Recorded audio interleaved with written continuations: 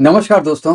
Trump साहब से मेरा एक बहुत मासूमाना सवाल है कि अगर जीत इसे कहते हैं तो हार किसे कहते हैं। आपने डंके की चोट पे सब जगह जाके ढिंढोरा मार के बोला कि यूएसए जीत गया वॉर ईरान से।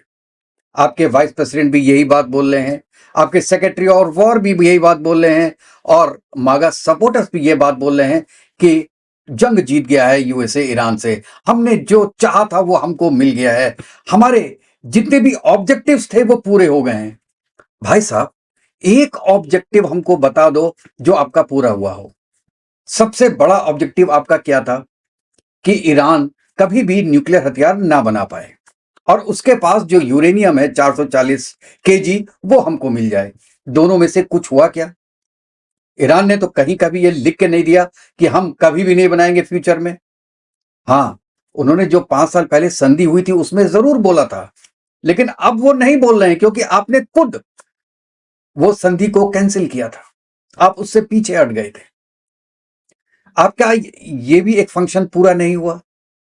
अच्छा, दूसरा, आपने कहा कि आप लॉन्ग रेंज मिसाइल नहीं बना सकते। ठीक है साहब, 2000 किलोमीटर से ज्यादा की। अब आप बोल रहे हो कि हम उसको लिमिट करेंगे। अब यार, एक बार वॉर खत्म हो जाए उसके बाद तुम कहां, ईरान कहां? ईरान अपना करता रहेगा, जो उसको करना होगा वो बता के थोड़ी ना करेगा आपको। अच्छा जी, ये दो मेन चीज हो गई। तीसरी जो उसके रिजल्ट में आई वो था स्टेट ऑफ हार्मोस। वॉर के पहले तो वो खुला हुआ था, वॉर के बाद बंद हो गया। और अगर अभी जो आपके बीच में एक पीस टॉक हो रही है, सीज फायर टॉक्स हो गई हैं, अगर उसके बाद भी स्टेट ऑफ हॉर्मोस खुलता है तो चुंगी लगेगी। मतलब यह है कि एक शिप को पास कराने का $2 बिलियन देना पड़ेगा किसी भी कंट्री को जो अपनी शिप पास करा रहा है। तो भाई साहब, ये तो पूरा दुनिया का नुकसान करके चले गए आप। आपने पूरी दुनिया का नुकसान नहीं किया, अपना खुद का नुकसान किया। $35 बिलियन लगे हैं आपके। और ये वो है जो आपके जेट्स खराब हुए या जिनको आपको डैमेज करना पड़ा ईरान में, उसको छोड़ के आपके $35 बिलियन खर्च हुए हैं। तो उतना तो नुकसान हो गया, आपने करवा दिया यूएसए का। उसके अलावा आपकी अप्रूवल रेटिंग जो 45% थी युद्ध के पहले, वो आज 33% है आज की डेट में। क्या गेन किया आपने?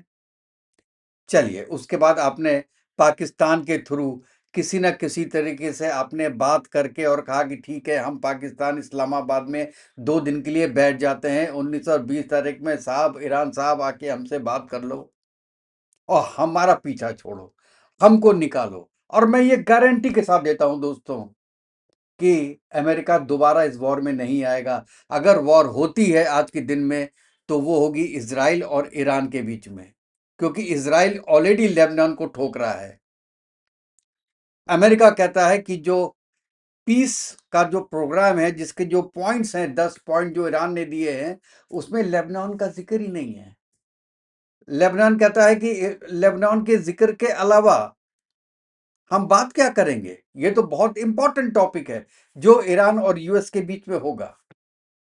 इजराइल तो इसमें पार्टी है नहीं, मेन बंदा आपकी पार्टी नहीं है पीस टॉक्स में।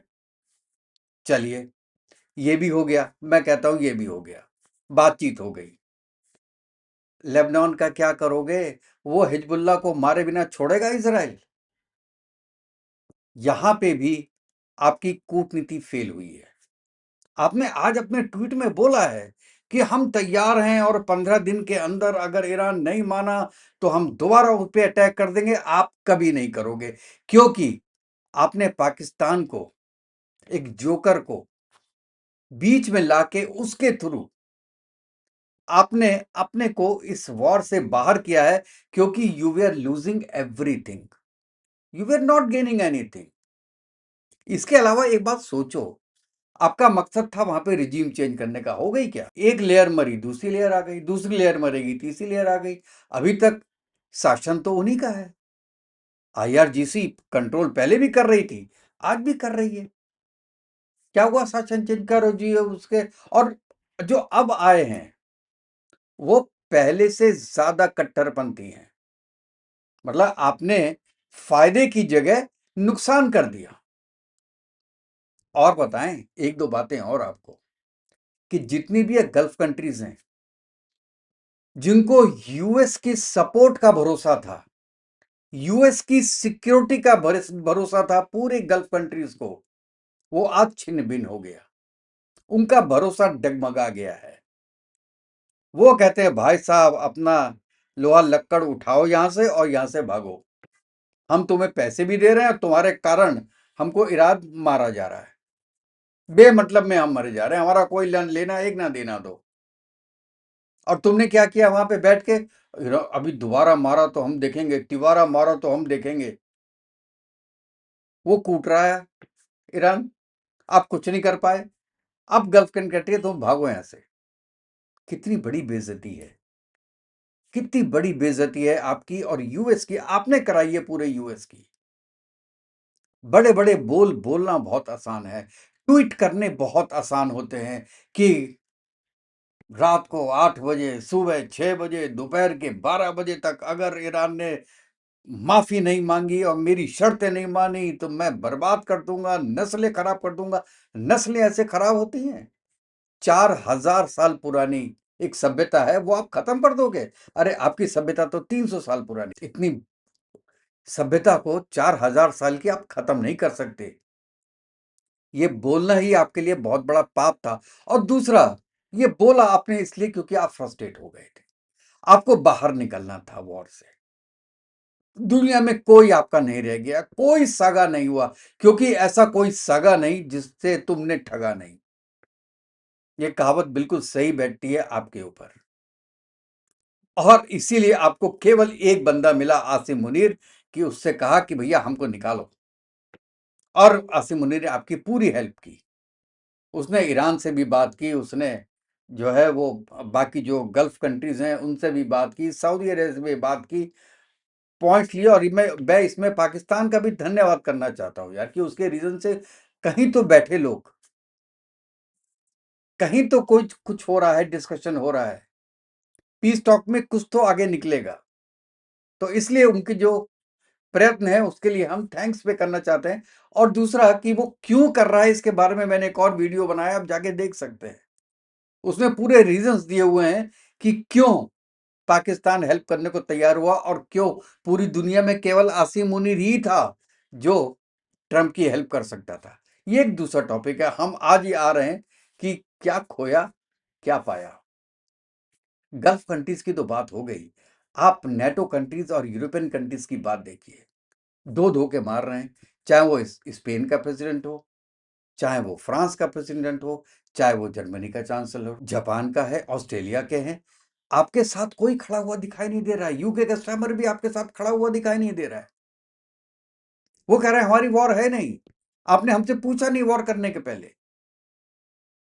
आप अपने को चौधरी समझ रहे थे ना, कि हम तो पूरे दुनिया के राजा हैं, मालिक हैं, ओनर हैं। जो हमने बोल दिया वो दुनिया में फाइनल हो गया। अब बाकी दुनिया को भी पता चल रही है कि अगर एक राजा ऐसा आ जाए जो एक, जिसे कहते हैं, सरफिरा हो और उसके अंदर कुछ प्रॉब्लम्स हों, मेंटल इश्यूज हों, वो दुनिया का कितना कबाड़ा कर सकता है, ये आपने दिखा दिया। तो आपने पाया कुछ नहीं, बस खो ही रहे हैं। उसके बाद आपने कह दिया कि ठीक है, ईरान से कोई भी सामान ले रहा है या ईरान को सामान दे रहा है, डिफेंस इक्विपमेंट्स की बात कर रहा हूं, तो उस पर 50% टैरिफ लगेगा। यार तुम 50% टैरिफ लगा दोगे? तुम तो कल को ये बोल दोगे इंडिया दे रहा है, पाकिस्तान दे रहा है, चाइना दे रहा है, रशिया दे रहा है।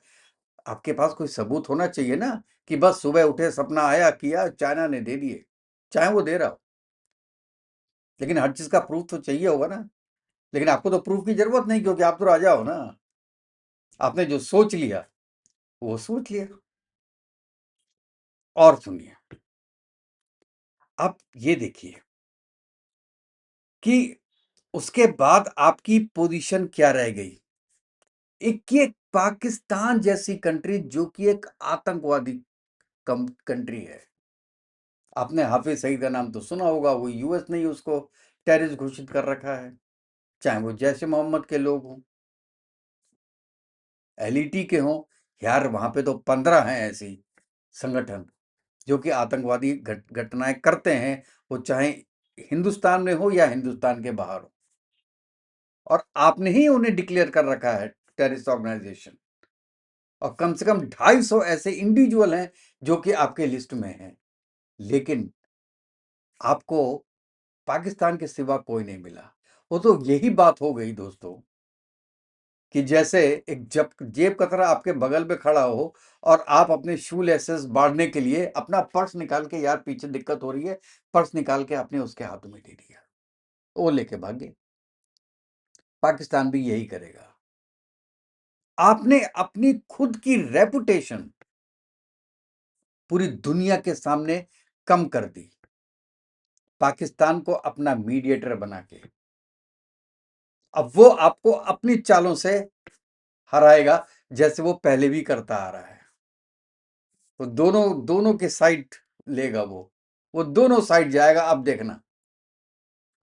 और इसमें भी आपकी बहुत बड़ी हार होगी। तेल की कीमतें पूरी दुनिया में बढ़ गई, महंगाई पूरी दुनिया में बढ़ गई, जो युद्ध के पहले नहीं थी, युद्ध के बाद हो गई। अब जो ऑयल की कीमत है वो पाकिस्तान से अच्छा कौन जान सकता है, कभी ऊंचे कभी नीचे। कभी आपको मिला क्या? पहले लोग बोलते थे America is a game changer, ये किसी कंट्री पे भी अटैक कर दे, जैसे कि वेनेजुला के प्रेसिडेंट को उठा लिया, ये 3-4 दिन के अंदर खत्म कर देता है। इसके पास ऐसे ऐसे इक्विपमेंट्स हैं, ऐसी डिफेंस पावर है।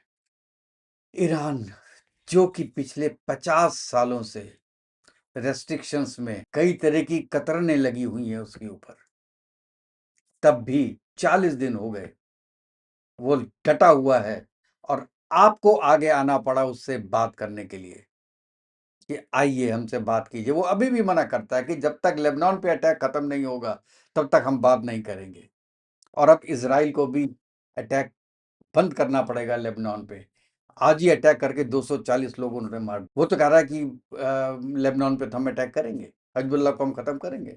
और मैं आज आपको एक बार रिटर्न में दे देता हूं, इजराइल जब तक पूरे पूरे हमास को खत्म नहीं करेगा और हौतीस को खत्म नहीं करेगा और हिजबुल्लाह को खत्म नहीं करेगा, तब तक वो चुप बैठेगा नहीं, क्योंकि हिजबुल्लाह उसके घर के बगल में है, हौतीस तो दूर है थोड़े, हमास उसके घर के बगल में है। उसको हमेशा डर लगा रहेगा, और ऐसा वॉर करने का मौका बार बार नहीं मिलेगा नेतन्याहू को। और नेतन्याहू की कुर्सी भी इसी बात पे टिकी हुई है कि जब तक वॉर चलती रहेगी वो बना रहेगा प्राइम मिनिस्टर, और जिस दिन वॉर सब कुछ खत्म हो गया, नेतन्याहू विल गो अप। वो इतनी जल्दी मानने वाला नहीं है। आपकी हिम्मत है तो उसको मना लो, ये इजरायली लॉबी है। तो मुझे कोई कोई भी ये बात बताए कि जीत, आप कह रहे हो कि आपकी जीत हुई है, तो ट्विटर को के अलावा, व्हाट्सएप के अलावा और आपके ट्रुथ सोशल के अलावा आपकी जीत कहां हुई है? एक ऐसा पैरामीटर्स बता दीजिए, एक ऐसा पैरामीटर बता दीजिए जिसमें आप कह सकते हो कि आपकी जीत हुई है। ईरान का नुकसान हुआ है, ये बात अलग है। हौसला उनका फिर भी नहीं टूटा, ब्रिज टूट गए, कई इंडस्ट्री खत्म हो गई, हजारों लोग मर गए, लेकिन उनका हौसला वही का वही है। उनका नुकसान जरूर हुआ है, आपका फायदा। आपके तो $35 बिलियन लग गए, और प्लस जो आपके इंस्ट्रूमेंट लॉस हुए हैं वो अलग, डिफेंस के कोई दुनिया में आके बताए। इसीलिए दोस्तों मैं ये कहना चाह रहा हूं कि अगर जीत ऐसी है तो हार कैसी होती है, ये कोई बताएगा? मैं, आप अपना बताइए, आप क्या सोचते हैं इसके बारे में, अपने कमेंट जरूर दीजिएगा दोस्तों। और अगर आपको ये वीडियो पसंद आया हो तो प्लीज़ मेरे चैनल को लाइक कीजिएगा, सब्सक्राइब कीजिएगा, और बेल आइकन ज़रूर दबा दीजिएगा, जिससे जैसे ही मैं कोई नया वीडियो डालूं तो उसका नोटिफिकेशन आपके पास तक पहुंच जाए। तो नेक्स्ट वीडियो में मिलते हैं दोस्तों, तब तक के लिए जय हिंद, जय भारत, वंदे मातरम। खुश रहिएगा, स्वस्थ रहिए।